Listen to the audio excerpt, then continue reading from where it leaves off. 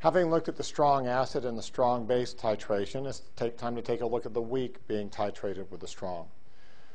Again, as we begin the process, we know that in the end, we're going to be able to rely on something in which the titration curve will look like this, where you have a weak acid to start, a buffer that you go through, a weak base, and then an excess. Or it will go in the other direction. It'll be a weak base to start. It'll run through a buffer.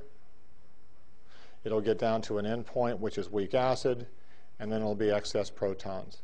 I draw this casually and sloppily just to let you know in a certain way that by this point this should just be routine in your head. It should be absolutely easy to understand. The key thing to appreciate is that as I give you titration problems to work, they are neutralization reactions.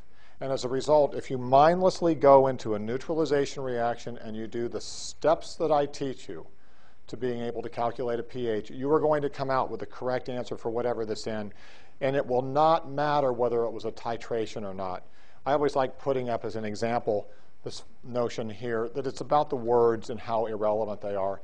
Notice if I said to you, I have decided to mix, notice I said the word mix, 100 milliliters of 0.1 molar acetic acid with 200 moles of 0.1 molar hydroxide, that the answer to that question is that it is the same as if I had used the word titrate. Because to mix, to titrate, to dump, to hang out in the vicinity, they all mean the same thing. They all mean that I'm going to be doing a neutralization reaction. So I'm going to take you through some steps here of what happens when you take something strong and something weak and you mix them together. And as I do it, you're going to see I'm going to do exactly the same thing as when I do any kind of acid-base problem.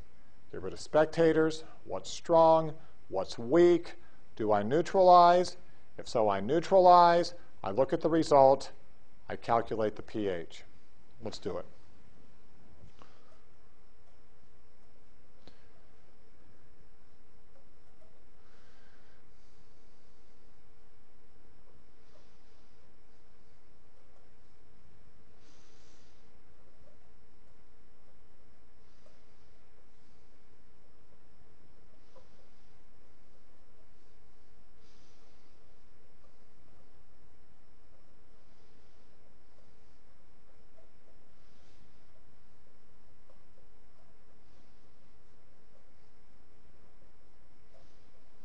Here we go.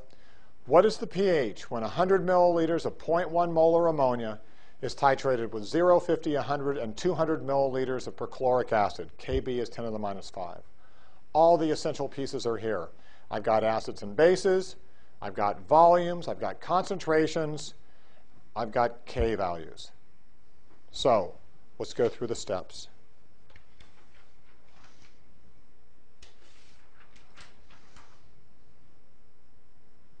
Step 1, let's get rid of the spectators. There goes perchlorate, and I've got H+. Step 2, do I have something strong? Yes, I do. Step 3, do I have something weak? I sure do. I've got ammonia, which is B. Step 4, do I neutralize? If I have something strong and I have something weak, I neutralize. So now let's move forward. I'm going to write down the neutralization reaction. It's H plus B goes to make BH plus, and I'm going to write it down to work how many different problems? A 0 milliliter case, a 50 milliliter case, a 100 milliliter case, and a 200 milliliter case for adding the hydroxide. Step 1, the 0 milliliter case.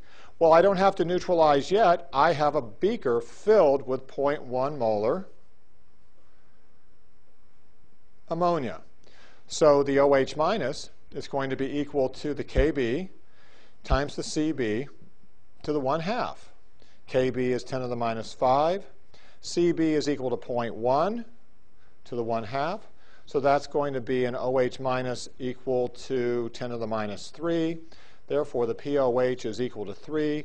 Therefore, the pH is equal to 11. Wow, Did you know that when you're good enough at this, you can do what I did, and by the end of the course, I'll be able to get you to shout out these answers just looking at the problems. It's pretty neat to know how far you can come in terms of this kind of problem solving.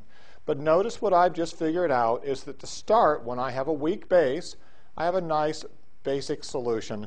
The pH is up here somewhere. I also know that in just a moment, I'm going to add a little bit of acid, and it's going to become a buffer. So let's watch it happen. So, with a 50 milliliter case, I'm going to have a beaker that's filled with, let's see, 100 milliliters of 0.1 molar base and 50 milliliters of 0.1 molar strong acid. So this is H plus B goes to form BH plus. The amount of base to start is 0.01 moles. That's 0.1 times 0.1. The amount of acid to start is 0.005 moles because that's 0.05 times 0.1. And I've got no BH plus to speak of at this particular point. So I get rid of the limiting reagent, the strong acid, and I'm adding to the BH plus that's formed. Oh, excuse me. So here we go. That goes to 0. That goes to 0.005. And that goes to 0.005. Notice what I have after neutralization. I have weak base. I have weak acid. We'll see what's weak base and weak acid. Oh, I have a buffer. So I have a beaker filled with B and BH plus. I write down that the OH minus is going to be equal to 10 to the minus 5 times the concentration of the base over the concentration of the acid. But in this particular case here, because the volume is the same, I don't have to divide them by the volume. The volume turns out to be 150 milliliters. That's 50 plus the 100 I had to start. But since they're both being divided by that, I can just go ahead and ratio these values here, 0.005 over 0.005. They're actually equal to just 1. And the OH minus is equal to 10 to the minus 5. So the POH is equal to 5. So the pH is equal to 9. This is kind of interesting when you look at this. I've now worked 2 steps of a weak acid strong, of a weak base strong acid titration. And I got those first values just like that. Remember when we were doing strong with strong, and it looks so simple? It was a pain in the butt doing all those neutralization results. I didn't have a lot of tricks that I could work with. Here I've worked with the trick of actually titrating to the halfway point in terms of getting to the end point. And halfway to the end point is where I'm able to cancel these things out and have the pH calculated for me immediately as being 9. Now I'm going to go to the 100 milliliter case, and you can imagine where I am right here. This is going to be titration to the endpoint. So this is a beaker which is filled with 100 milliliters of 0.1 molar of the weak base, 100 milliliters of 0.1 molar of the strong acid. You can see it's moles of acid equal moles of base. This is my equivalence point coming up. H plus OH plus B goes to make BH plus. This is 0.01 of the H plus to start, 0.01 of the B to start, none of the BH plus. My limiting reagent is both of them. They both go away. I'm making 0.01 of the BH plus. That's 0. That's 0. That's 0.01. What do I have in solution when this is all over? I have a beaker of BH plus. Oh, that's a weak acid problem. I now switch over to weak acid. H plus is equal to the Ka, which is 10 to the minus 9, because the Kb is 10 to the minus 5. And then the concentration. Well, this is 0.01 moles of what's left, but I now have to figure out the total volume. That's 100 plus 100 is 0.2. And so that's my answer right there, square root. So my pH is going to turn out to be down in the 4 or 5 range. And then finally, I'm going to have 100 milliliters of 0.1 of the base, 200 milliliters of 0.1 of the acid. You can already see that this is a gross excess of the acid, so that when I titrate, I'm going to end up with an answer for a pH which is really small, because I'm going to have a bunch of H plus left over. So I've got 0.02 of this, 0.01 of this, none of that. The limiting reagent for the first time ever is the base, because I've got excess of the acid. So this is 0.01 moles, this is 0, and this is 0.01. This is an interesting solution I've got here. This is a solution filled with BH plus and filled with H plus. Guess what? Nobody cares about the BH plus. It doesn't dissociate very often. It doesn't make very many protons. But the only thing I'm interested in is the protons. I want to know the pH. So I'm going to approximate that I can ignore this amount.